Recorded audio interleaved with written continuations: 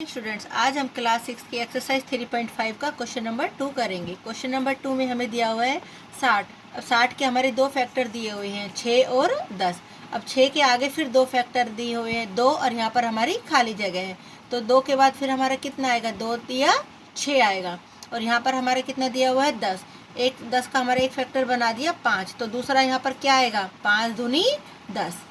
ऐसे ही हमारा अब की बार दिया हुआ है 60 के दो फैक्टर, 30 दूनी 60। अब 30 के आगे हमारा दिया हुआ है 10। अब 10 के कितने से गुना करूँ, मेरा 30 आएगा, 10 दिया 30। अब 3 हमारा रह गया यहाँ पर। 10 के आगे हमारे दो फैक्टर बनाने हैं, तो हमने 10 के दो फैक्टर क्या बनाए, 2 पंजे 10। यहाँ पे 5 लिखकर यहाँ 2 भी लिख सकते हैं, 5 दूनी 10। तो हमारे 60 के फैक्टर हो गए 2, 3, 5, 2। और यहाँ पर भी हमारे कितने फैक्टर थे 60 के, 2, 3, 5, 2। क्वेश्चन नंबर 3 दिया हुआ है, एक भाज्य संख्या के अभाज्य गुणनखंड में किन गुणनखंडों को सम्मिलित नहीं किया जाता है। तो क्या आंसर होगा, एक और स्वयं वह संख्या।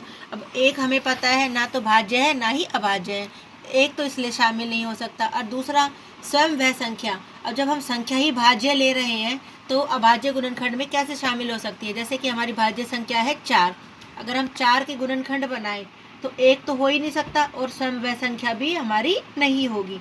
या कोई और एग्जाम्पल ले लें हम। एग्जाम्पल के लिए हमने 9 ले लिया। 9 हमारी क्या है, एक भाज्य संख्या है। अब 9 के हमने जब अभाज्य गुणनखंड लिए, एक तो शामिल होगा ही नहीं, ना ही 9 हो सकता है। तो 9 के अभाज्य गुणनखंड में क्या आएगा हमारा, 3 गुना में 3।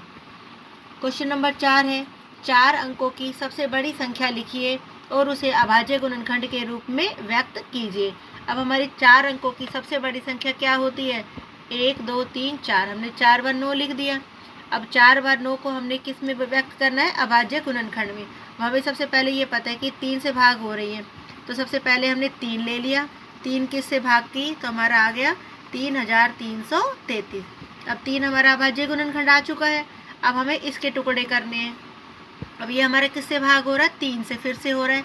3 से इसको भाग किया, 3 एकम 3, 3 एकम 3, 3 एकम 3 और 3 एकम 3। अब ये हमारा इसके और टुकड़े नहीं बन सकते। इसको देखते हैं, अब ये किससे भाग हो रहा है हमारा, 11 से। इसको 11 से भाग किया तो 11 एकम 11, एक उतारा ना जाने की 0, और 11 एकम 11, यानी 11 के अगर हम 11 से भाग करें तो हमारा कितना आएगा, 101। तो 9999 के अभाज्य गुणनखंड क्या क्या बन के आ गए हमारे पास, 3, ये वाला 3, 11 गुना में 101। ये सारे हमारे अभाज्य गुणनखंड है। अरे हम इन सब की गुना करें तो हमारा यही उत्तर आ जाएगा, 9999। Thank you.